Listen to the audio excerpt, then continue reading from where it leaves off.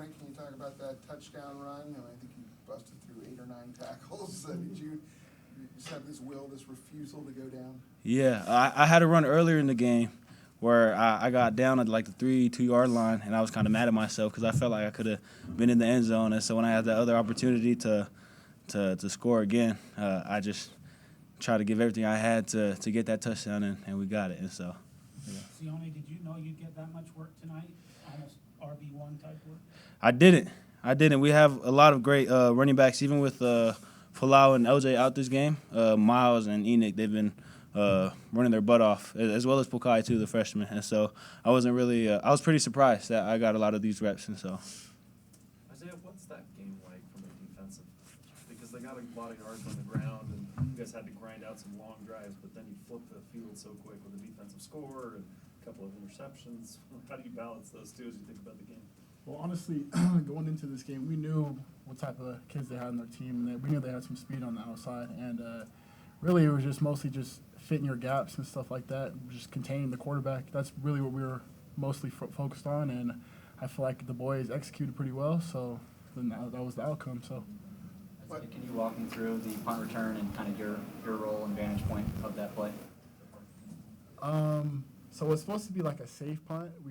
I was thinking that he was going to fair catch it, but I turned around and I hit the ground. I was just like trying to find the first guy that I could block, and then we seen an open lane, and he came up the sideline, and that was it from there. Basically, we celebrated in the end zone. So, Isaiah, when you look back in the first half, Kansas State, their first 2 drives, they were able to have long drives, but you guys were able to hold them to field goals on each drive. How much of a confidence boost was that for the defense that you were able to, once they got in the red zone, to keep them out of the end zone?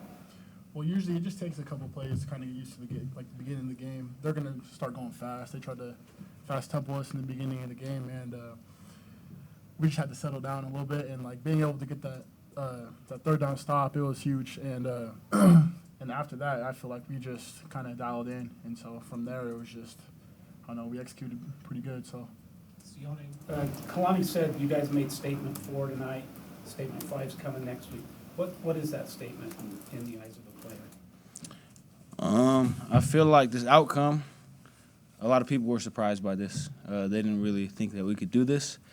But as all our coaches say, especially Kalani, like this is not a surprise to us.